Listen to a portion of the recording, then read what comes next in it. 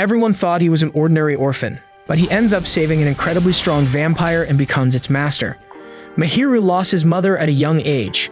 As if the burden of losing his only parent was not too heavy on his little shoulders, he could hear his relatives murmuring about who was going to take care of an orphan like him now. Mahiru felt that he would be consumed by his loneliness after his grief, but then suddenly, his uncle volunteered to take him in. He placed a hand on the boy's head, telling him that since they are family, it is simple that he should take him in. Mahiru is now a high school student and doing logical and simple things is his philosophy in life. Just like his uncle, he doesn't wait for someone to come and do things, but takes the initiative and does them himself. One day, he finds an injured cat on the streets, brings it home, nurses it to health, and decides to adopt it. He names the sleepy black cat Kuro, unaware that there is something dark and sinister about it. The next day on the way home, his friends tell him the rumors about vampires being active near the railway station and how 10 people have already been sucked dry. Mahiru doesn't believe those rumors and returns home, but to his utter shock, the TV is on. He tiptoes inside and finds a fancy-looking emo guy with some serious dark circles who has made himself comfortable in his house. Mahiru panics and asks him who he is and how the hell did he enter his house. He attacks the intruder with a broom, but the emo boy is too fast and easily dodges it. However, as Mahiru is about to attack him a second time, he mistakenly moves the curtains and lets the sunlight in. As soon as the sunlight hits the intruder, he suddenly transforms into the black cat Kuro. Mahiru is left bewildered because of this unexpected turn of events, and as soon as he shuts the curtains, the cat becomes a human again. He asks who the hell he is, and the boy replies that he is just a kind-hearted shut-in vampire. Mahiru panics as he realizes his friends were right, so he tries to throw the vampire out into the sun. Mahiru accuses him of attacking people by the station, but the lazy emo vampire replies that he doesn't even know what he is talking about. Mahiru is still trying to process things when the vampire asks him not to take his name while he is in human form. Mahiru asks what will happen if he calls him Kuro, and suddenly blue circles form around his wrists and Kuro's neck. Another energy circle is formed on the ground, and as it disperses, the circles contract and then vanish. Kuro is depressed and already fed up with this, but Mahiru shakes him to explain what just happened. The lazy vampire tells him that he belongs to a special type of vampires that are bound to their master.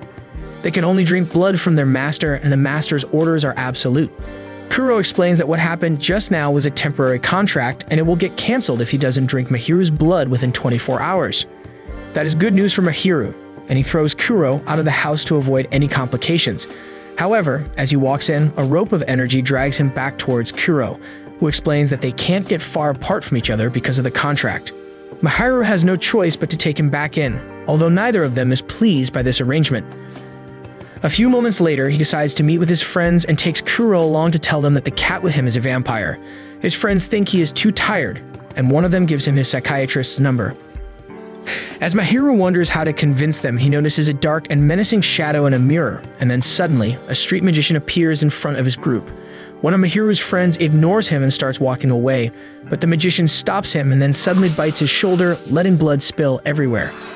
Everyone runs away from the scene while the magician climbs on a high pole and reveals that he is a vampire named Belkia. He knows that Mahiru picked up a black cat vampire and calls him out for a duel. As Belkia is dancing around, Kuro suddenly attacks him with a surprise kick. Mahiru asks him to explain what is happening, but Kuro says that they need to run away because he doesn't want to be inconvenienced by fighting the vampire. Mahiru is not happy to hear this, and he tells Kuro to escape alone as he runs back to help his friends. Belkia is about to attack them again, when Mahiru leaps on him and grabs his head with all his might. Belkia just mocks his futile attempts and then attacks him with a sword, but Kuro comes in clutch and saves Mahiru by taking the attack himself. He tosses Mahiru and the vampire away and removes the sword from his chest. He claims that he has not drunk any blood for 100 years, so he is too weak to defeat Belkia right now. Mahiru suddenly shoves his hand into Kuro's mouth, telling him to drink his blood. As Kuro licks the blood dripping from his mouth, the temporary contract between them becomes permanent. A collar appears around Kuro's neck, connected to a chain on Mahiru's wrist. The emo vampire gets a huge power boost and accepts Mahiru as his new master. He becomes his servant vampire, or servamp in short. Mahiru orders him to defeat the evil vampire, and Kuro obeys. He creates a gust of wind just by swinging his claws and sending it towards Belkia, before charging towards him and finishing him with one clean strike. Kuro then picks up the injured Belkia and tries drinking his blood when Mahiru suddenly yanks his chain, telling him that it is enough. Belkia curses them and then puts its hat back on, suddenly transforming into a doll. Mahiru picks him up and asks Belkia why he was trying to kill Kuro. He replies that it was an order of his master at Subaki, and Kuro claims that he doesn't even know that bastard. Belkia tells him that no one knows Subaki, and that is why he wants to kill everyone who doesn't know him. Suddenly, the chain connecting Mahiru and Kuro vanishes, and they both fall to the ground because of exhaustion. When Mahiru opens his eyes, he finds himself back in his room, with Kuro sleeping peacefully on his low bed. He immediately runs to school, worried about his injured friend, but to his surprise, he is perfectly fine. Also, he claims that the police told him he got a car accident, but he doesn't remember much. Neither the injured friend nor the witness recall meeting Mahiru in the market or their encounter with the street magician vampire. Mahiru thinks something is weird, and as he returns home, he asks Kuro if he has any idea about Belkia or his master Subaki. Suddenly, it starts raining without any rain clouds in the sky, and Mahiru finds himself in a strange dimension. Suddenly, a deranged boy cosplaying as Aizen from Bleach comes there and starts laughing at Mahiru out of nowhere. The very next moment, he seals Mahiru's bag without letting him know and takes Belkia out of it. Belkia calls the boy Subaki, and Mahiru panics as he realizes that he is facing a dangerous enemy. Subaki immediately moves towards him, picks up Kuro, and tosses him aside, forcing him to transform into his human form. Subaki calls in his elder brother, and when Mahiru asks Kuro if he is telling the truth, Kuro plainly tells him that he has never seen the crazy boy before. Subaki starts laughing again, calling him cruel for not knowing him. He then reveals that there are 7 original vampires who can form a contract with humans and become servamps. They are all siblings based on the 7 sins, and Kuro is the servamp of sloth, who is the eldest brother. Subaki says that there is one more true vampire, which is him, the servamp of melancholy, the youngest of the 7 siblings, but no one accepts him. Mahiru is getting more confused by the moment, but then Subaki transforms into a black fox and jumps on his shoulder to mess with Kuro. Mahiru stops him to ask if he was the one who sent Belkia to attack them yesterday, and Subaki affirms, saying that he loves killing people and vampires. He then suddenly kicks Kuro before red flower petals drop from his sleeve, taking the shape of a sword. He attacks Kuro with the sword, and he blocks it using his dark claws. Mahiru asks Kuro to drink his blood for some instant energy, but he refuses even as Subaki casts him down and stomps on him. Subaki kicks him away before picking up Mahiru and telling him that he has declared war on all vampires because it is fun. Mahiru realizes that he is mentally ill and really needs a psychiatrist because he can't understand anything said to him. He recalls a moment from his past when he was still coping with his mother's death, and even though everyone was nice to him, he couldn't feel at ease. That time, his uncle told him to name his feelings and confront them because that was the only way to solve the situation. So now, Mahiru says the same thing to Subaki. He declares that he will give him blood and a name, making him his servant, and then stop him from waging a war against other vampires. Subaki laughs at him and says he will die before that. He swings his sword at Mahiru, and Kuro rushes to save his life. Just before Subaki can hit them, they vanish and he leaves on his way, thinking that Mahiru is an interesting boy. Meanwhile, Mahiru learns from Kuro that another servamp saved them just now. Suddenly, a pair of twins come there and declare that their master wants to see Mahiru and his servant. Kuro doesn't want to go, so he turns into a cat, but then a rich boy sitting on his throne arrives there and tells Mahiru that he has no choice but to follow him. So they get into his limo, and the boy introduces himself as Misono, the master of the servamp of lust. They reach Misono's home soon, and a butterfly sitting on his head turns out to be a servant. Misono hits the servamp in the head before introducing him as Snow, and then leads his guests inside. Once they reach a closed room, they reveal their true intention. Snow turns into a butterfly again and sucks blood from Misono to summon his death scythe and unleashes full power. Misono's attitude suddenly changes, and he calls Mahiru an incompetent idiot who doesn't even know how to use his servamp properly. He tells him to become his servant, but when Mahiru refuses, he sends Snow to attack them. They barely dodge his first attack, and Mahiru asks Misono why the hell is he doing this. The rich boy refuses to explain anything to a commoner like him, and that pisses Mahiru off. He picks Kuro up and leaves through the front door, telling Misono that he doesn't want to talk with entitled rich pricks like him. However, once he exits the building, Mahiru finds that he is lost. Suddenly, he spots hundreds of children giving him creepy stares from the windows, and Snow appears right behind him to explain that they are his minions that he created to carry out his orders. Snow states that in his war against vampires, Subaki and his lackeys are first targeting the weak minions. Misono comes there soon, panting just because he climbed down a flight of stairs. He claims that he doesn't want to use the minions as chess pieces that he can sacrifice to stay safe, and that is why he wants more power to protect them. He tells Mahiru that if he doesn't have the resolve to become the master of a servamp, he should become his underling instead. Mahiru finally understands his position and tells Misono that he will help him protect his and Snow's children, not as a servant, but as a friend. Misono accepts that and then asks him if he is planning to face Subaki bare-handed. He explains that all masters can use a custom weapon using their servamp's power and decides to teach Mahiru how to wield it. Soon after that, Mahiru returns home with his best friend Sakuya.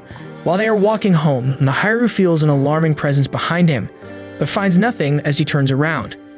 Sakuya teases him about it being a vampire and then asks him if he has seen anything unusual lately. Mahiru can't tell him about Kuro being a vampire, so he asks him to immediately call him if anything strange happens to him. Sakuya thinks he is weird and runs off to his home. The next day, Mahiru visits Misono to learn how he can get a weapon to protect his friends from any kind of threat. Kuro tells him to close his eyes if he wants a weapon, and when Mahiru does so, he finds himself in a dark place within Kuro's mind. He sees a creepy cat who claims that it is a part of Kuro and in charge of his master's power. He leads Mahiru to a pile of gifts and asks him to choose one carefully, as he cannot return or exchange it later. Mahiru selects the simplest gift box to be consistent with his philosophy. It turns into a magic broom and he finds himself back in Misono's living room in the very next moment. The broom circles Mahiru and then becomes a tattoo on his wrist, and he wonders if he can really fight with it. He then tries summoning his broom to help him fight, but it doesn't come out. Snow tells him to imagine his goal because that will make it easier to summon the broom, and Mahiru immediately thinks of his friends. He thinks of them as his family and tells Misono that he will introduce them to him someday too. A few days pass after that, and Mahiru and his friends are worried about Sakuya, who has not shown up to school for the past few days. Mahiru decides to visit him after school and picks up some packaged lunches for him too. He tells Kuro about how he and Sakuya have been best friends since elementary school, then suddenly, his memory starts glitching. He forgets Sakuya's address and wonders if he ever went to his home. He is losing all his memories of Sakuya at a rapid rate when suddenly the real deal appears behind him and startles him. While Mahiru asks him why the hell has he been skipping school lately, Kuro stares at the boy suspiciously. Sakuya explains that he was attacked around here a few days ago, and though he was saved, he has been afraid to leave the house since then. Suddenly, they hear a scream in the distance and Sakuya grabs Mahiru's hand as he leads him through some alleys into an open space. Before Mahiru can even ask him what happened, he and Kuro are suddenly tied by some steel strings, moments before two swords barely miss Kuro. Belkia is standing on the top of a building and he jumps down right next to Sakuya. Sakuya then loses his mind as he yells at Mahiru for coming here despite being warned that there are vampires in this area. Only after that does Kuro realize that Sakuya is actually Subaki's minion. Sakuya tells Mahiru to think about his past and the moments they spent together to make him realize that he is not in any of his childhood memories.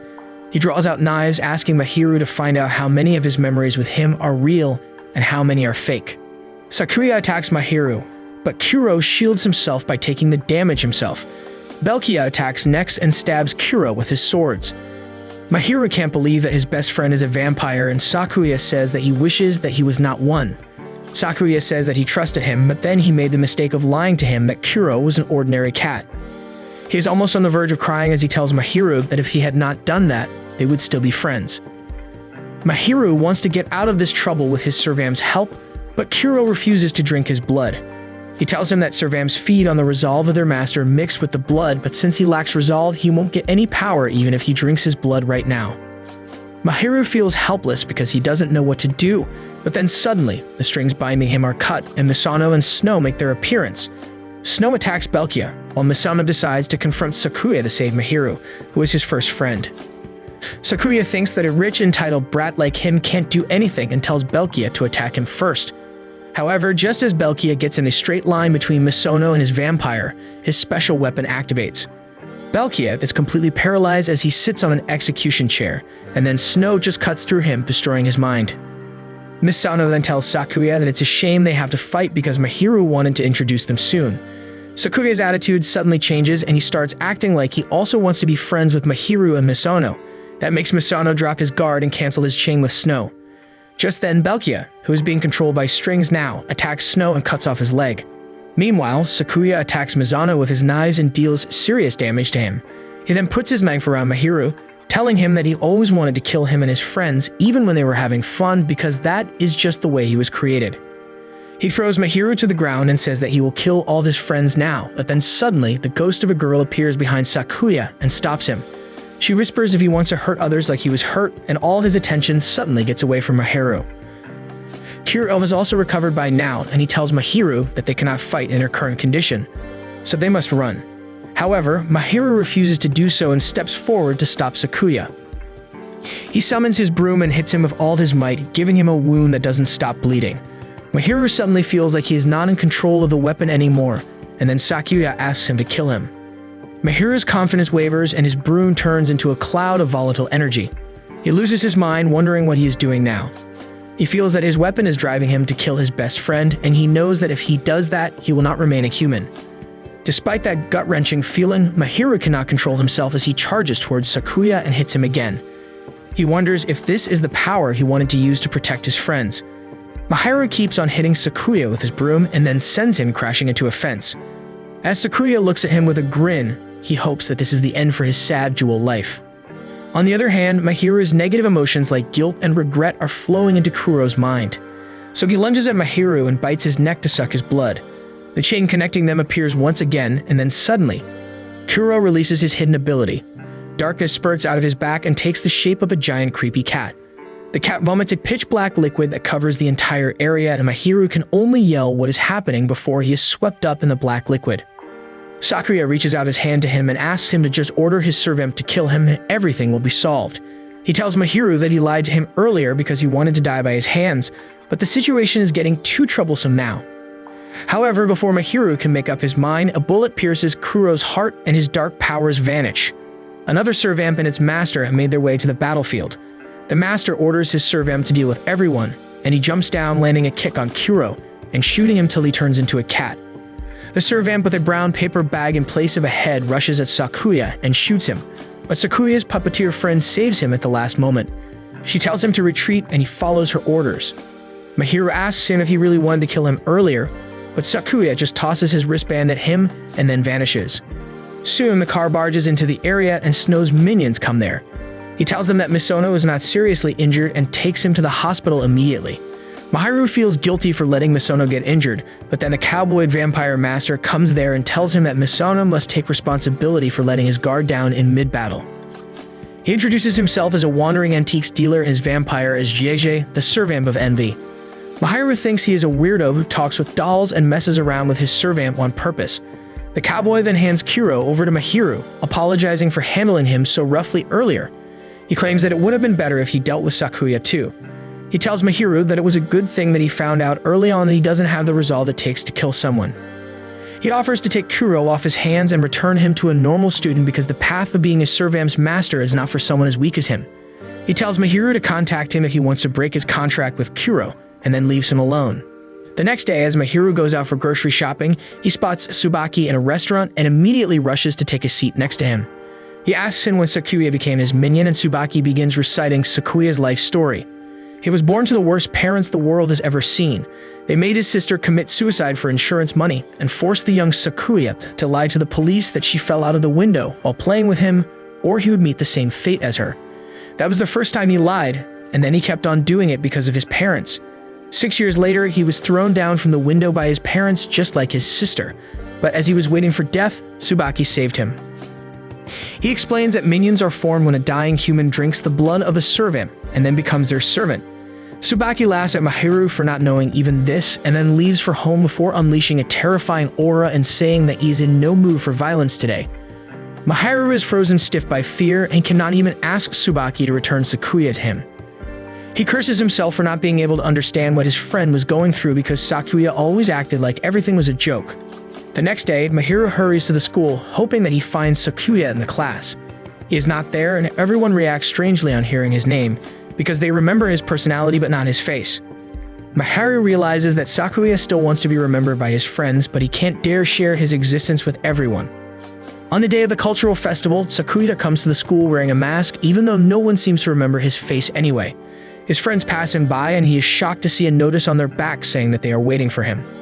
While Sakuya wonders how to deal with that, Kuro comes flying towards his face and knocks him down. Mahiru comes running after him immediately, and Sakuya runs to the rooftop, unable to face him.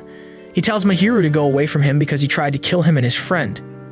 He replies that he is a liar because he actually tried to save him and even Misono's injuries were nothing serious.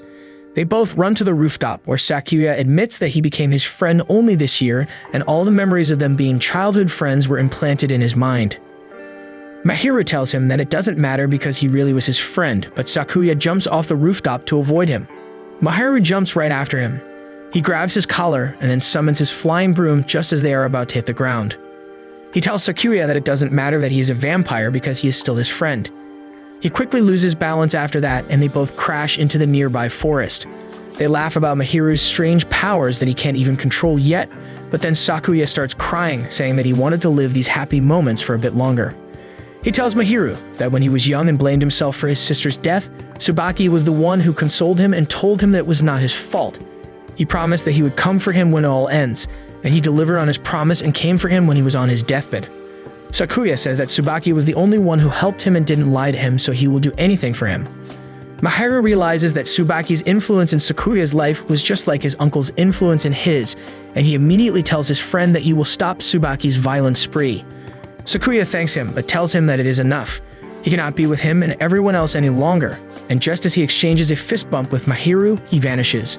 He runs as far as he can from Mahiru, recalling how he was the first person who stretched out a hand of friendship towards him. Sakuya cries, thanking Mahiru for being his friend and letting him have a happy year in high school. Meanwhile, Mahiru is frustrated at his own weakness, and he turns to Kuro, who was hiding behind a tree, and tells him that he wants to be stronger. Soon after that, Mahiru gets a letter that he finds quite hard to open, so he hands it over to Kuro. Kuro, however, decides to crush the letter the moment he sees the seal on it. The next day, he takes Kuro to school and immediately increases his popularity rating among girls. On their way home, they come across a nighttime festival and decide to enjoy it. As Mahiru and Kuro are sitting on a bridge waiting for the fireworks show to start, a man with an eye patch arrives there. He hands a suitcase to Mahiru, telling him to deposit it in the lost and found section because he does not know where it is. As soon as Mahiru takes the suitcase, the man suspiciously vanishes. However, Mahiru doesn't doubt anything and heads out to the lost and found section alone. On the way, he bumps into a tall blonde dude carrying a freaking coffin on his shoulders. The blonde tells Mahiru that he got separated from his partner, so he tells him to follow him to the lost and found section. On the way, Mahiru asks him about the coffin and the blonde replies that it is for vampires to sleep in. Mahiru finds a hard time believing his words, but then suddenly, his attention is distracted by a huge explosion behind them. The people scream that a silver suitcase exploded, and Mahiru recalls how the man with the eye patch told him to deposit the box before the fireworks go off. Less than a minute is left for that, and Mahiru wonders how he should deal with the suitcase. He doubts if he should call Kuro to take the box far away, because revealing that he is the master of a servamp in front of a crazy stranger might not be the best thing. However, he decides to trust in the blonde and summons Kuro in front of him. Mahiru feeds him some blood and Kuro picks him up and leaps high in the air. He throws the box as high as he can and Mahiru panics because it might not explode in the sky, but after it falls to the ground. He jinxed himself because the explosive suitcase really fell to the ground before exploding, but then the blonde boy came to his rescue. He catches the suitcase in his coffin and lets it explode within it. Mahiru and Kuro are stunned and ask the blonde who he is. He replies that he is Tetsu, the heir of a hot springs inn. Suddenly, a trembling voice comes from inside the coffin, asking Tetsu how he could throw a bomb inside the coffin when he was still there. As a burned-up bat comes out and falls on the ground, Kuro immediately recognizes him as the Servamp of Pride. Tetsu has given him the name Hugh, and with a bit of blood, the Servamp is perfectly fine again. He cannot stop his old chatterbox and talks about how he met Tetsu in a hot spring inn and how the world has been thrown into chaos while Kuro was wandering on his own.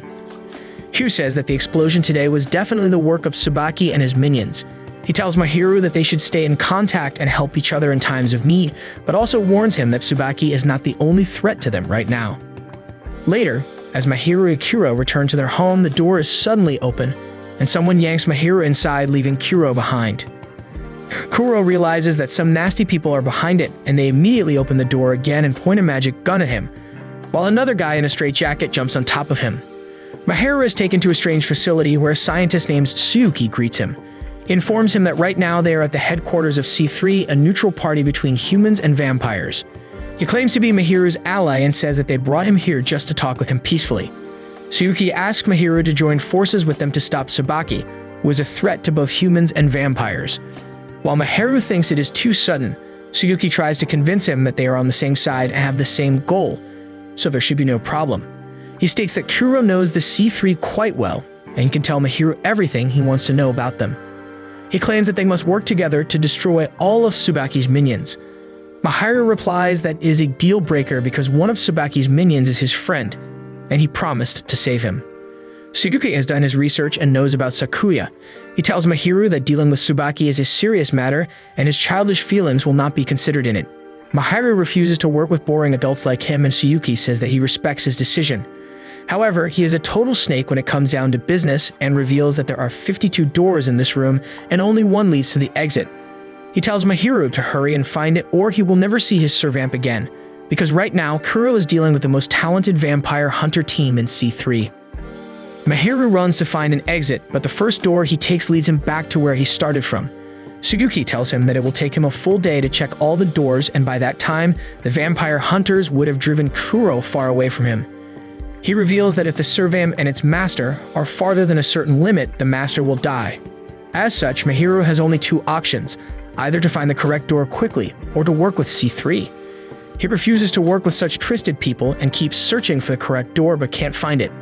He realizes that looking through all the doors won't work, so he summons his broom and does this sick breakdance move that creates a tornado that breaks the roof of the building, and Suyuki tells Mahiru that he discovered the correct way out. He still warns him not to trust Kuro because he is a bloodthirsty vampire at the end of the day. Mahiru says that he has seen the good side of vampires too, and they are his friends. Suyuki is left speechless by his naive words, and he lets Mahiru go without resistance. Around the same time, Kuro is under attack by the three people from earlier. He barely dodges dark spikes erupting from the ground, but then the guy in the straitjacket charges at him. Kuro dodges some of his kicks, but then gets hit in the face and tossed away. They corner him and tell him that if he came to them when they sent the letter, things wouldn't have to get hard like this. Kuro keeps on running while dodging gunshots and reaches the riverside. The man in the straitjacket distracts him by saying that his master is under their control, and the moment Kuro loses his focus, he is suddenly imprisoned within the black bars. Just as the hunters are about to finish him off, Mahiru arrives on the scene, riding his broom and carries him away. A few days later, Mahiru, Misono, and Tetsu call for a meeting in Tetsu's hot spring inn. While Kuro and Snow enjoy the hot bath, Misono has a fancy bed set up for him and Tetsu is busy working. Mahiru is frustrated because no one is taking their strategy meeting seriously. He and Misono meet up by the vending machine later and count the various things they don't know about the servamps and Subaki. Mahiru thinks that the master of the Servamp of Envy might be able to tell them something because he seemed quite knowledgeable. Misono shoots down his idea, claiming that they should not trust that man and that they will be fine on their own. Later, Hugh comes flying in with some fresh information about a dangerous person roaming around the city.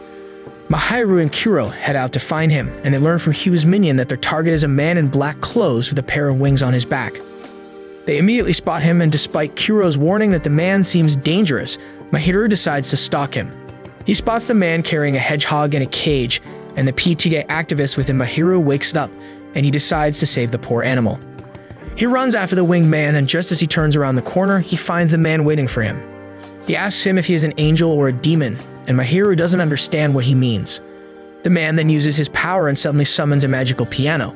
He starts playing a melody that makes Kuro's body heavy and brings him down to his knees.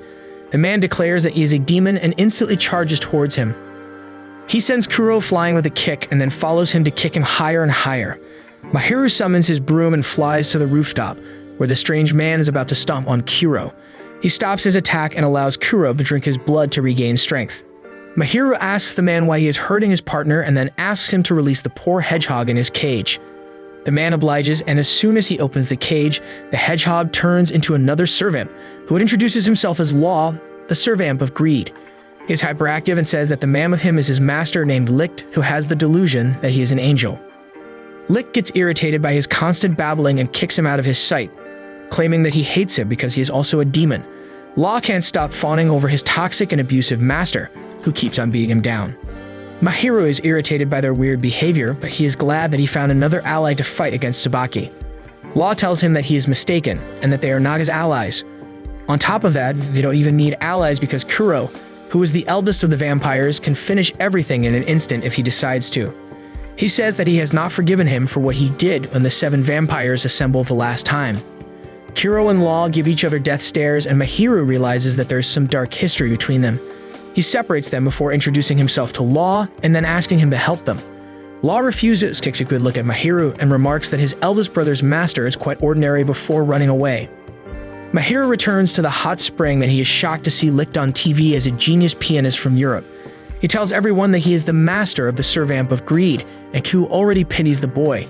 He reveals that Law kills its master when he gets bored of them, and it is better to not get involved with him. Despite his warning, Mahiru heads to Licht's concert. He stalks the exit, searching for a chance to enter the hall when the guards are distracted. However, a kind-hearted music enthusiast spots him and decides to take him along to the hall to show another program as a treat.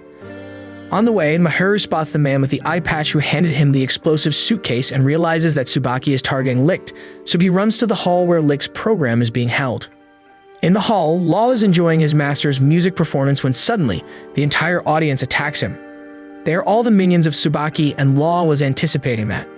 He faces everyone alone, and by the time Mahiru enters the hall, there are nothing but dead bodies left in there. He is shocked at the vampire's strength and thinks that he took it too far. Licht suddenly stops his performance because people are talking, and Law asks him why he is not thanking him for dealing with all the enemies. Licht just kicks him, but Law appears right behind him and kicks him into the wall. Mahiru is worried about him, but Law assures him that the masters of servamps are tougher than ordinary humans. He then asks Mahiru to stop trying to recruit him and let Kuro finish everything. Mahiru claims that Kuro can't do it alone, and Law gets annoyed by him. He gently pushes him and sends him to the other end of the hall, but Kuro acts as a cushion to save his master.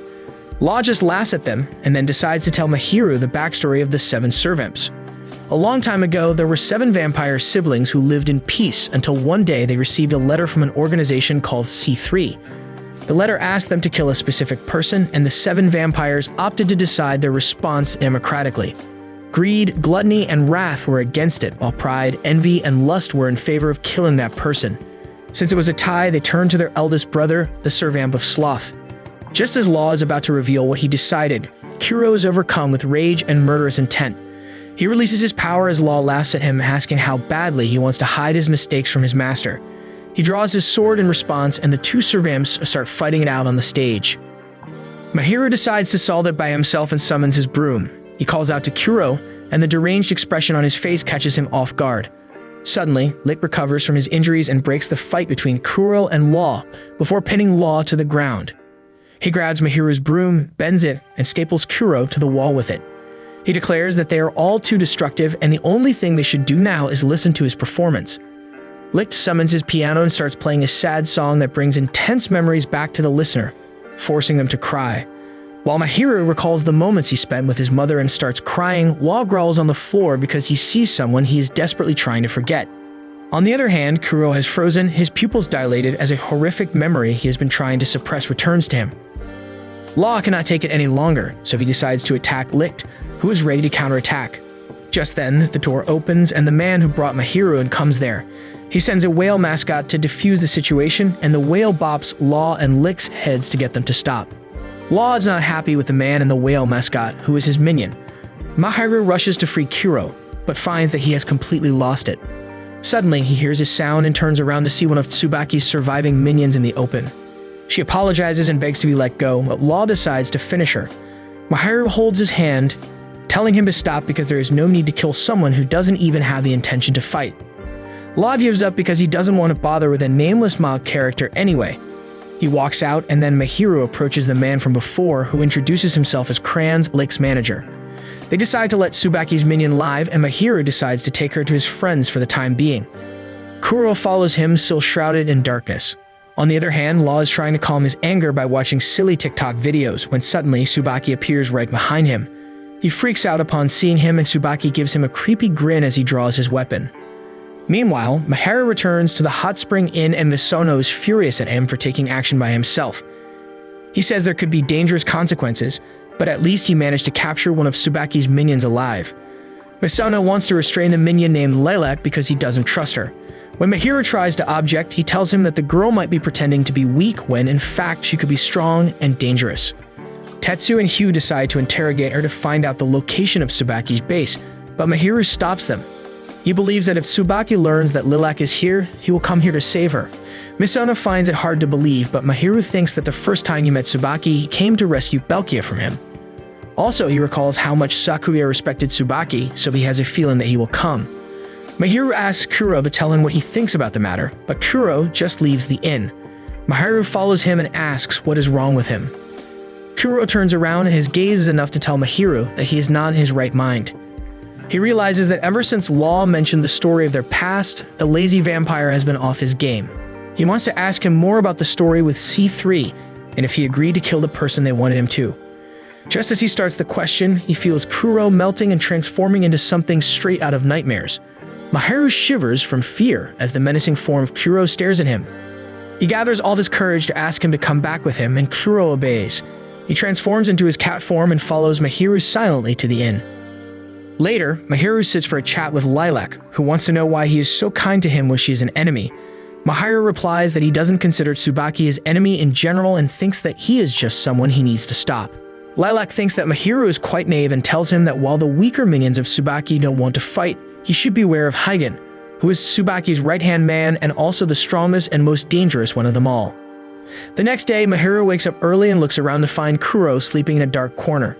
He suddenly gets a call from Licht's manager, who asks him if he has seen Law anywhere.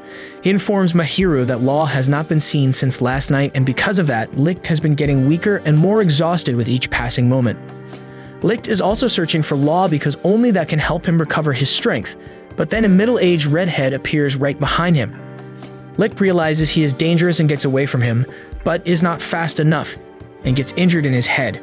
The redhead is Hagen, Subaki's right-hand man, and he claims that his boss is not happy because of what Law did to his dear minions last night. He declares that to make things even, he will have to put Licht through hell. Licht tries to fight back but gets seriously injured by Hagen, who keeps on fooling around during the battle and even asks his opponent for a match. When Licht tries to attack him while he is distracted, he easily dodges him before delivering another wound to his arm. Hagen snaps his fingers, and the wound starts burning with a red flame that he uses to light his smoke. He then tells Licht that right now his servamp is lying under Subaki's sandals, utterly defeated. Licht replies that he doesn't care about the god and hedgehog, but he won't lose to a mere redhead. Hagen replies that it is a shame to kill a talented pianist like him and unleashes his red flames once again, creating a huge fire tornado. It is big enough for Mahiru to spot it from a distance, and he wants to go and see the fight instantly. He tells Kuro to get ready to fight, but he asks him to call others for backup first.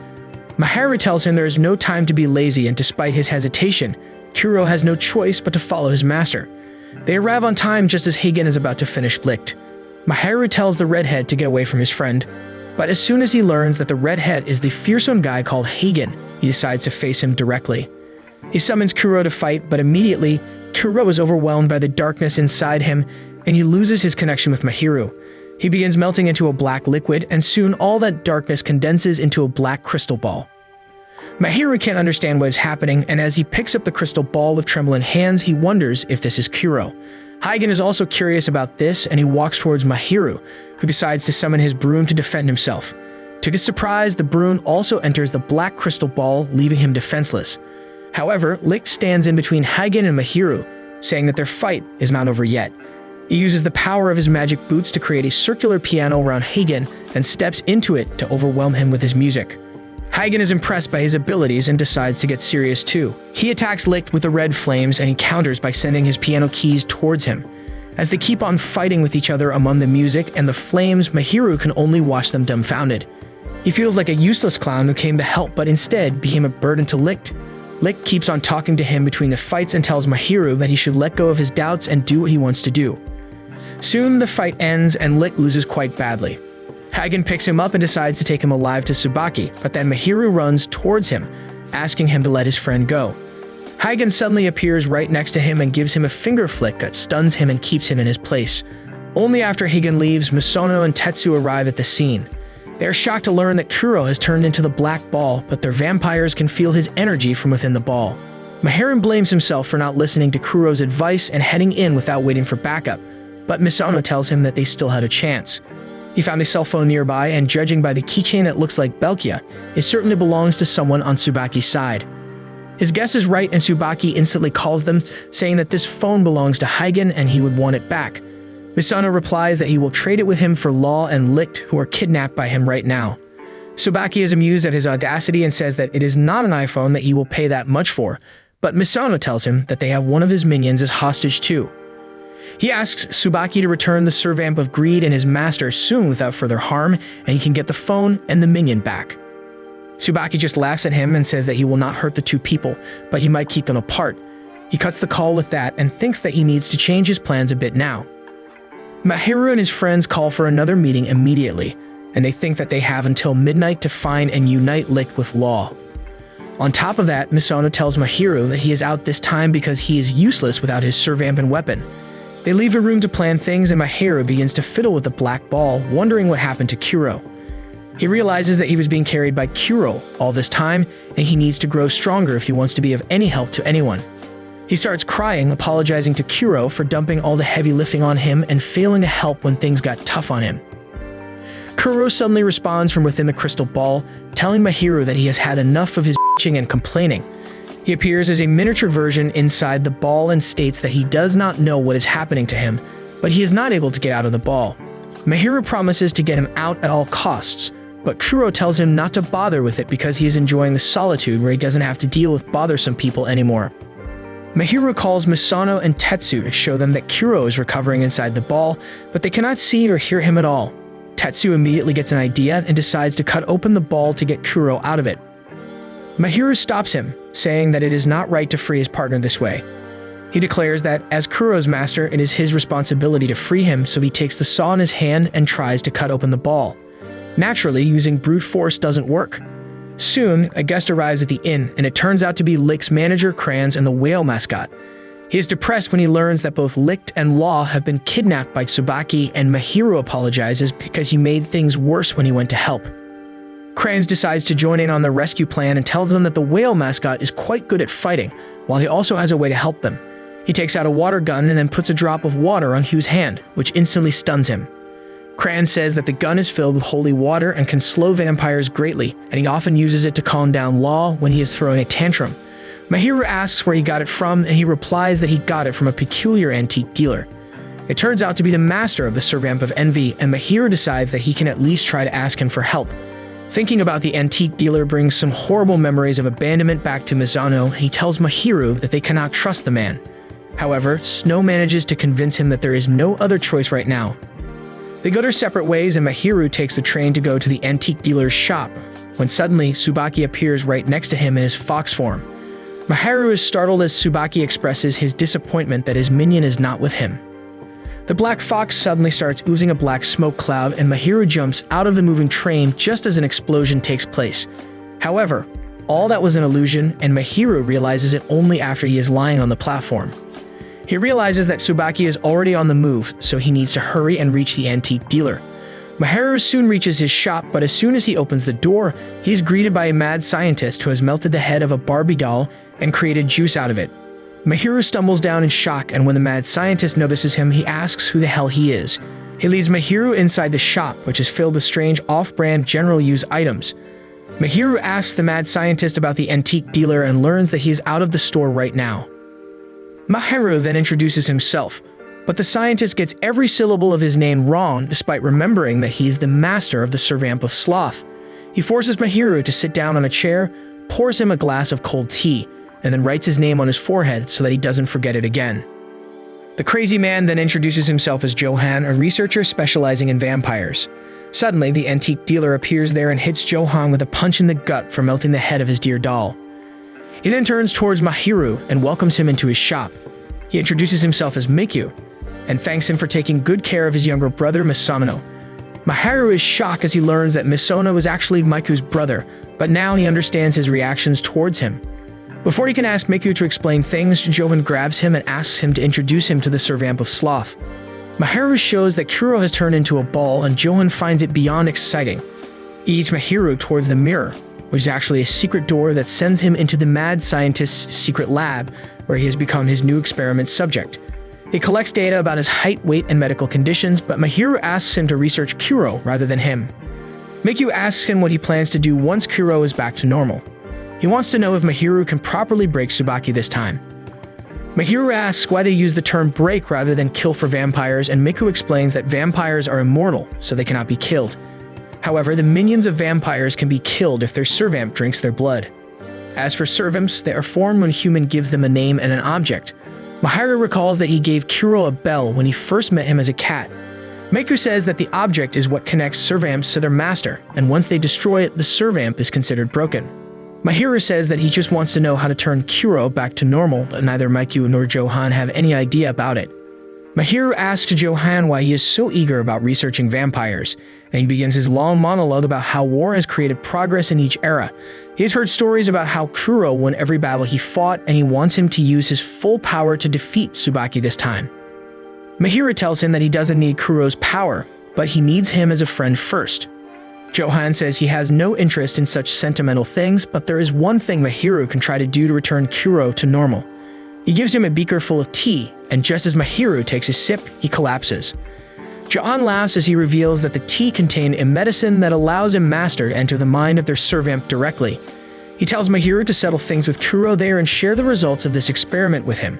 Soon, Mahiru finds himself drifting in darkness before he sees the sight of Kuro's bell.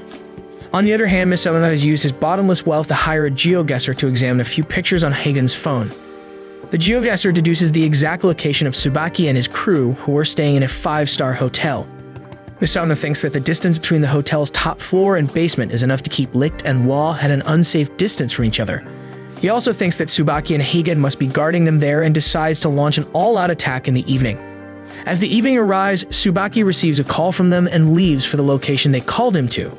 He receives real-time information about Subaki's movements from his minions, while Misono and Tetsu are disguised and ready to infiltrate the hotel.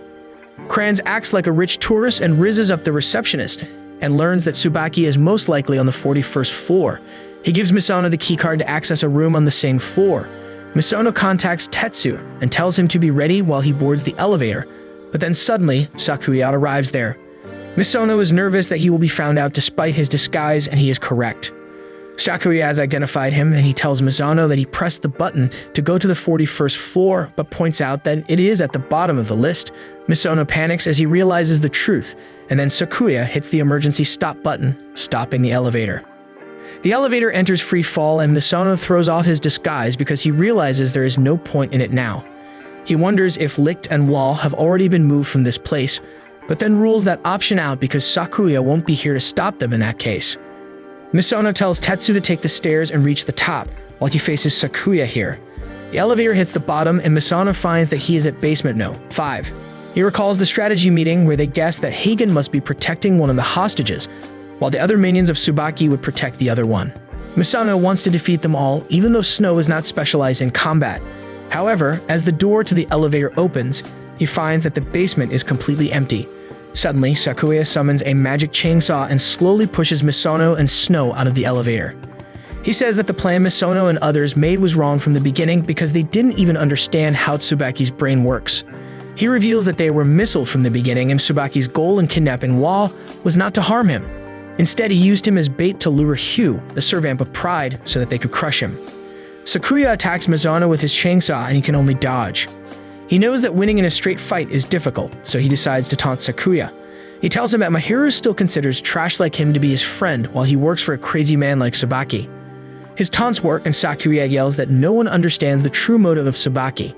He claims that Subaki is looking for the key to something without knowing what it is. The true goal remains a mystery even for most of his minions, and Misono realizes that Subaki is not aiming for a simple war between vampires. In the meantime, Hugh and Tetsu have reached the top floor, where Hagen and other minions of Subaki have gathered to face them. Kun believes that the hostages are just past them, and despite the greater number of their opponents, he is confident that he and Tetsu can win. Meanwhile, Subaki has arrived in a forest according to the call, and he is not pleased when he is greeted by 5 guys in whale costumes. The blue whale mascot curses Subaki and demands that he return Wall and Licht to them, or he will get his ass whooped. Subaki mocks the grumpy voice that doesn't suit the cuteness of the mascot and shows the keys that lead to the room of their servamp and master. He then asks where his minion is, and the blue whale says that she is within one of those mascots. He leaps at Subaki to steal the keys, and he just dodges him without attacking and jumps on a tree because attacking recklessly might accidentally injure his minion as well. Suddenly, another one of the mascots uproots the whole tree he is standing on and tries to hit Subaki when he jumps away. The other whale mascots also attack him, but Subaki is a slippery son of a bitch and evades all their attacks easily. He claims that since there is a chance that his minion is here, He cannot run away from this place. He tries to feel up the blue whale, but the mascot costume is too thick to judge if there are two people inside it. Subaki laughs, saying that it is amusing to play hide and seek with whales in a forest, and then uses his power to make it rain out of a clear sky again as he gives the mascots a mean grin. On the other hand, Mahiru finds himself in Kuro's mind, which looks like a desert with red sand. He sees the creepy cat that gave him his weapon and asks Kuro's location. The creepy cat tells him that Kuro doesn't want to see him, but Mahiru doesn't believe its words.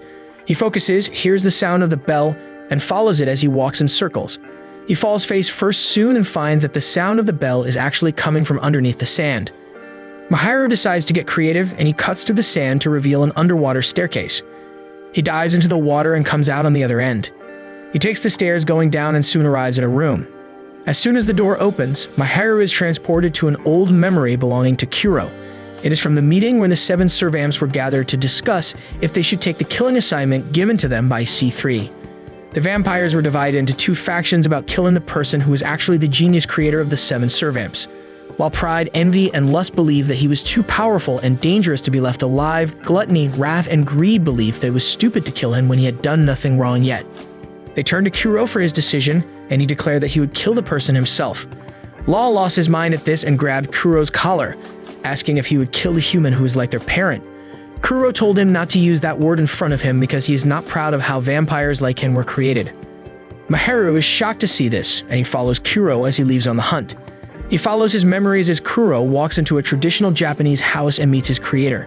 Suddenly, black thorny vines erupt from the ground and stop Mahiru from seeing or hearing anything else. He strains to be free of them, but as Kuro attacks his creator, the vines cover Mahiru's eyes tightly to the point he starts bleeding. Kuro tells him that he doesn't want him to see the most shameful act of his existence, and the scene quickly changes to the after effects of the assassination. While envy, lust, and pride are glad that things are over, gluttony and wrath also believe that there is no better way to end things and bring peace to the world. They swear not to hold it against Kuro, but Law is different. He swears that he will never forgive Kuro, who simply walks away from him. Mahiru sees this all and yells at Kuro to stop, because he is ready to face him and his sins head-on this time. Suddenly, darkness covers everything, and when it disperses, Mahiru finds himself in a strange place full of sealed blocks. The creepy cat is not satisfied that Mahiru is pushing too deep into Kuro's mind, but he still asks him to satisfy his curiosity and pry open one of his secrets contained in those blocks. He offers him strong weapons to break through them, but Mahiru says that he does not need them. He knows that Kuro is inside and he just needs to knock to reach him. He knocks on the door and Kuro creates a door for him. Mahiru opens the door and walks inside the pitch-black room, where he hears the regrets Kuro had after killing his creator. He soon comes to light and finds Kuro bundled up, still debating if he did the right thing. He wants someone to tell him that he was not wrong, and Mahiru yells that he was indeed wrong. The space around them starts cracking as he tells Kuro that if he still has doubts that he did the wrong thing, then it means it was wrong in the end. Mahiru says that it takes courage to accept one's wrongdoings and move on, but they still have to do it. He headbutts Kuro, telling him that he has no time to waste here. Mahiru stretches his hand towards him, telling him that he is not alone this time and that they will face his past and future together now. The white space around them shatters, giving way to a green meadow. Kuro accepts Mahiru's words and transforms into his cat form to be held by his master again. Meanwhile, on the top floor of the hotel, Licht and Law come to their senses. They are tied and injured, and it turns out that they are in adjacent rooms. Law tells Licht that even a talented pianist like him will die without amounting to anything. He replies that he won't die and calls Law an idiot without any dreams. As Law keeps on yelling at him that he is nothing special, the wall suddenly breaks open and Licht comes through it. Law falls silent and Licht asks him if he has lost the ability to debate after coming face to face with him. He says that, as an angel, it is his duty to kill a demon like him. He starts releasing the power of his magic boots and Law just laughs, saying that he is just as worthless as any other human. He breaks free of his restraints too and summons his sword to kill Licht and be free of his annoying attitude. Licht also summons his magic piano and the fight begins, rumbling the entire building. Law realizes that Licht must be in worse shape than him right now, so he decides to finish him quickly. He charges towards him, but Licht successfully kicks his sword away over and over again, before stomping on his face. But then he starts bleeding and immediately backs away. Law thinks that he will give up now, but Licht doesn't. The Servamp is impressed and decides to give up. He says that both of them are different people, but they are still minor characters in the flow of this world. Licht disagrees with him and says that the only minor character in this entire world is Law, who is too afraid to dream of anything. He mocks him for being the servamp of greed when he doesn't have a single thing he makes any effort for. Licht rushes towards him, but his words have triggered Law, who releases his full power and shrouds him in darkness while telling him that he doesn't know anything about him. Licht suddenly sees the memories of Law from a very long time ago. He used to be the servamp of an outgoing princess named Ophelia. Law truly adored her, and every moment he spent by her side was pure bliss. However, one day Ophelia told him that her marriage had been decided with an enemy prince to ensure peace between the two kingdoms. Law was devastated and asked her to elope with him to get the freedom she desired. Ophelia told him that, more than freedom or anything else, she wants peace and prosperity for her kingdom. Law had no response to that, and he watched Ophelia get married to the prince. The peace brought by the marriage was short-lived, and soon the war between the two kingdoms started. The nobles of Ophelia's kingdom and Law decided to murder her, thinking of her as a spy. Law heard it all, and he went to warn Ophelia about it. He told her that this night was her last chance to escape, but she refused to do it. She declared that now she wants peace for both kingdoms, and she was willing to pay the price for it. Law could only cry as he said that he would kill everyone who wanted to harm her, but Ophelia forbade him from doing anything. The next day, she was brought to the public square for execution, and even there she urged the people from both countries to honor her sacrifice and strive for everlasting peace. Law could only watch as the executioner's blade swung down on her, and he was left devastated. For many centuries after that, he stayed in the form of a hedgehog and guarded the statue of Ophelia that people had set up after peace was achieved thanks to her sacrifice. One night, as he was shedding tears over Ophelia, the servamp of pride paid him a visit regarding a meeting called by their eldest brother. That meeting was where Kuro decided that he would kill their creator. Law was not ready to accept the peace that would come after killing him because the emotional wounds he got from Ophelia's sacrifice were still fresh. He was devastated when Kuro refused to hear his pleas and killed their creator anyway. He returned to Ophelia's kingdom after that, only to find that a powerful enemy nation had destroyed both the kingdoms she tried to protect so desperately. Her headless statue crumbled before his eyes, and Law was never the same again. He convinced himself that all life is inherently worthless and danced in the rain while holding the broken part of Ophelia's statue, marking the beginning of his villain phase. The memory movie ends and Licht is not impressed by what his servamp wanted to show him. Law is next to him disguised as a yellow shapeshifter, and he claps and cries as he sees the movie made out of his own memories. Licht then climbs on the stage to give him a truly unforgettable performance. He throws away the curtains to reveal a piano and starts playing it, and Law says that he doesn't like it because it is a sad song. Licht tells him that it is not the song that is sad, but he is. Law is shedding tears in his shapeless form, and he finally realizes that this is the power of imagination, and he interprets things as he imagines them to be. He finally realizes that he cannot let go of his desire to protect Ophelia until the very end, and that makes him sad and afraid. Law curses himself for following Ophelia's orders and wonders why he could not create a way where both he and Ophelia got what they wanted. He finally realizes that he still has things that he wants to achieve at all costs. He wants Licht to live through this ordeal, and he wants to confront Kuro properly and ask him why he killed their creator. He remembers Ophelia and then reaches out his hand towards her, shattering the dreamscape and freeing himself and Licht, who have become a team now. They break through their room, but Hagen comes there to take them back. Licht tells Law to get out of his way because he wants to settle the score with the redhead on his own. Law tells him that it is impossible in the condition he's in right now. They start fooling around on their own, and Hagen finally runs out of patience, so he decides to start the fight himself and sets the room on fire. Licht attacks Hagen, who easily dodges his kicks. Law uses this chance to attack him from behind, but Hagen dodges his attack too and cuts his face before setting it on fire. After they put the fire out, Licht and Law attack their enemy again. Hagen decides to end the human first, but just as he is about to attack Licht, he uses his special power and switches places with Law.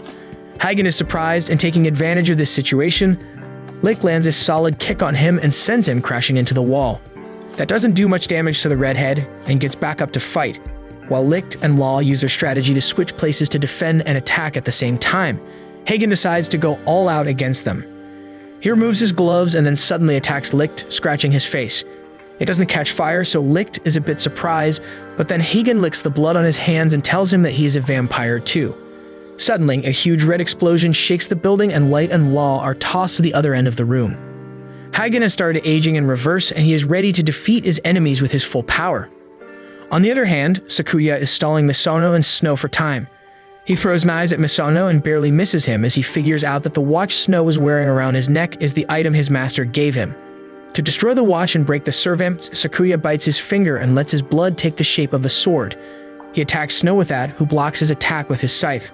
However, Sakuya reveals that he is using Subaki's sword right now, which has the ability to nullify the power of the servamps. He cuts through Snow's scythe and then points the sword at Misono, but before he can harm him, a gunshot deflects the direction of the sword. Miku is there to save his brother and tells him to take the second elevator and return to the surface to help his friends. Misono curses him but follows his advice, and Snow quietly joins him. On the 41st floor, Tetsu is fighting against Subaki's minions, using the coffin as a shield. He activates its special ability and summons a horde of bats, which Hugh sends towards the minions. He is pleased with his work, but the eye patch guy attacks him out of nowhere, distracting him and allowing Belkia to trap him in his mystery cabinet. Belkia laughs as he uses his special ability and makes Hugh vanish, leaving only his smoking pipe behind. Misono arrives at the scene just then and asks Belkia to tell him where he sent Hugh. He laughs and tells him to worry about himself now. Misono then learns that Hagen went upstairs to fight the Greed Pair. He tries to sort everything about the incident in his mind, but he is clueless about any way in which he can turn the tides around. Belkia attacks Tetsu, who blocks his attack using Hugh's pipe, but then the string user ties his hand and leg to drop him to his knees. Misono is even more frustrated now, and he is about to order a retreat when suddenly a shadow covers the room. Everyone looks outside the window in bewilderment as Mahiru arrives there, riding a giant black lion. He enters the room, and the giant black lion turns into Kuro, who was actually hiding his real form all along since he was too lazy. Mahiru's friends take cover behind him and tell him about the situation. He tells them that they have nothing to worry about any longer and summons his broom. He uses his power to transform the broom into a spear and charges forward. The string user attacks him first with her puppets, but Mahiru moves faster than she can react and hits her behind the head to knock her out instantly. Belkia and the eye patch guy launch a combo attack next, and Kuro decides to stop them. He summons wings made of black energy and creates sharp spikes out of them. Mahiru jumps right behind him and hits the spikes with the broom, impaling their enemies. In the room above them, Hagen has already defeated Law and Licht, and he decides to go downstairs to take on Mahiru. Law is still in disbelief because he saw Kuro's true form earlier and wonders if Mahiru helped him regain his confidence. He doesn't want to be left behind, so he attacks Hagen, who just kicks him in the gut and stomps on him. He tells Law to lick his shoes, and then he might consider letting Licht live. Licht immediately orders Law not to back down and tells Hagen to lick his shoes instead. He instantly takes it back as he realizes that it is too gross, but Hagen is amused by him. He talks about how he has grown tired of killing mindlessly, but since Subaki wants it, he will do it. Licht draws 3 connected rectangles in his hand while telling him to stop using others as an excuse for his misdeeds. He presses the rectangle, and suddenly Hagen feels his whole body vibrating to the beats of a piano. He realizes that Licht used his blood to convert his body into his instrument and unleashes a red flame that covers the entire room. Licht quickly summons his magic piano and tells Law to help him. The Servamp realizes that he must do something grand to match his ambitious and cool master, so he covers Hagen's flames and puts him in a trance. He takes Hagen to the theater inside his mind, where he challenges him to a one-on-one duel. Hagen rushes towards him and dodges his sword's first attack, but then it suddenly turns into 1,000 spikes that stab him everywhere. Law reminds him that he is a hedgehog at the end of the day, and as Hagen falls to the ground, they return to the real world. Both Law and Licht fall to the ground, completely exhausted. Soon Mahiru and others reach the room to save them, but Licht gets up and confidently tells him that an angel like him needs no saving. He collapses immediately after that, and Mahiru supports him as he takes him down. He thinks that their group has succeeded in their mission of rescuing Licht and Law, but Q is missing now. Mahiru then asks where Lilac is, and Tetsu opens the coffin to reveal that she was hidden inside, and they trick Subaki into thinking that she was among the whale mascots. With that, Mahiru tells Kuro to sort things out with his brother, and he approaches Law to thank him. Kuro says that Law was the only one who never forgave him, and that is why he was able to face his regrets. Law feels embarrassed and relieved on hearing that, and he thanks Mahiru for making it possible. Everyone starts getting along well, forgetting their past, when suddenly, Lilac snatches the name tag, which is the item Licht gave to Law. She tells Law that he doesn't deserve to be so happy when he killed all her friends, and she can avenge them by breaking him. Mahiru remembers what Miku told him about servamps being broken if the item their master gave them is destroyed. He asks Lilac not to take any hasty action, but she tells him that despite his kindness, she is still loyal to her dead friends and will destroy the necklace to avenge them. Suddenly, Subaki appears behind her. He says that he is glad to see Lilac safe and asks her to hand over the necklace to him. He is quite amazed to learn that Law and his master defeated Hagen, and even Kuro is back in his original form, but that is just what he wanted. Subaki tosses the namdig in his hand as he walks towards the window. Lake wants to fight him, but Law stops him because he could not defeat Subaki earlier, and right now, they are already past their limit. He asks Kuro to defeat him for them, and he affirms. Tetsu suddenly asks him what happened to Hugh, and Subaki shows him an identical mystery cabinet to the one Belkia used to make him disappear. He reveals that Belkia sent Hugh to him, and he finished him off in the forest. Mahiru asks him what he wants to achieve by doing all this, and Subaki replies that he wants to impress his teacher by cleaning up his mess. He walks towards Mahiru with red flowers dropping from his sleeve before they take the shape of an arm. Subaki says that he is the only way in the world to kill a servamp. He scatters the red flower petals and summons his sword, just as he tosses Law's name tag in the air. He slashes it and Law in the same motion, and Law explodes, releasing a high-pressure mist. Subaki summons another sword, but Kuro kicks it out of his hand and grabs it. They clash, and Subaki asks Kuro to get aside and let him finish Law. Kuro says that he finally acknowledges him as a vampire and his younger brother because no one other than their creator could have given birth to a monster like him. Subaki says that their creator was also his teacher whom Kuro killed, and now he wants vengeance against him. He disarms Kuro and points his sword at him, asking him to reveal what his teacher's last words were, and he replies that he said nothing. Subaki yells at him, asking if his teacher said nothing or if he didn't hear anything. Meanwhile, the mist swirls around the room violently, and Licht finds that Law has reverted into a hedgehog. Mahiru tells Masano and Tetsu to hurry downstairs, while he marches ahead to join the fight alongside his servant. Kuro admits that he was wrong in killing his creator, but he cannot stop now and must stop Subaki's madness too. He grabs his sword, telling him that they should talk with words rather than violence. However, the sword cuts his hand, and Subaki tells him that his words have no meaning here. Kuro suddenly sees distorted visions of his creator and Subaki merge into one, telling him to become just like them. Subaki then laughs, saying that he will destroy this flawed world, and absorbs all the mist released from Law's body. He uses the power he gained from the mist and makes it rain red magic blades all over the city while laughing like a madman. Kuro approaches him, determined to solve everything by talking. Subaki points his swords towards him, but he deflects them and touches his shoulder. Subaki stabs him with his magic swords, but Kuro doesn't let go. He wants to talk about the wrong things he did and the wrong things Subaki is doing now. Subaki is stumped by his determination and asks him why their creator did not tell the 7 siblings about his existence, even at his final moments. He attacks Kuro and cuts off his arm, and is about to finish him off when Mahiru arrives there and blocks his sword. Subaki ejects one of the blades, piercing Kuro, and it slices Mahiru's face. Kuro is furious at this, and as Subaki tries to attack his master again, he transforms into the giant black lion, destroying the building in the process. Subaki keeps attacking Kuro with his red blades, and he just deflects them. Kuro then stomps on him, and as Subaki laughs while asking him if he killed their creator like this too, he starts giving into his rage. Mahiru tells him to not kill Subaki at any cost, and he sees a chance in this situation.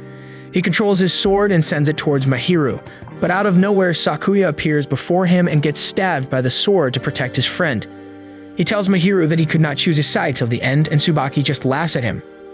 Kuro wants to kill him for sure this time, but Mahiru stops him once again. He stands in between Kuro and Subaki, and then suddenly, Subaki's body starts resonating with him. A gap opens in his heart, and in response to that, Mahiru's broom turns into a key. He plunges the key into Subaki's heart because that is the simple and logical thing to do, and he opens the door to some forbidden memories. Mahiru sees Subaki's life history, from the death of his parents to his rebirth as a vampire, and his doubt about being accepted by his elder siblings. He respected and adored his creator and was devastated when Kuro killed him. He lost his mind that day, saved everyone he could from the verge of dying, and turned them into his minions. Mahiru realizes the reason behind his actions now, but Subaki spots him in his memories and attacks him. They come out of the memories just then, but Kuro stops Subaki's attack from reaching Mahiru. Mahiru feeds Kuro his blood, giving him a power boost, and they charge towards Subaki while deflecting his red blades. And then, instead of attacking Subaki, Mahiru just hugs him. Subaki cannot process it and loses his reason to fight, followed by the disappearance of his red blades. Moments later, Mahiru joins his friends at the evacuation center, while Subaki heals the injured Sakuya using his power on the roof of a nearby building. He tells Sakuya to listen to his final request, which is to tell all the minions to forget about him and live their lives freely. He gives him a smile, saying that he has some personal matters to attend to. Soon after that, everyone returns to their normal lives. Tetsu resumes working at his inn. Licht is recovering from his injuries, Misono is having meetings with his dad, Subaki's minions are in C3's jail, and Mahiru is back at school, living a simple life with his vampire friend.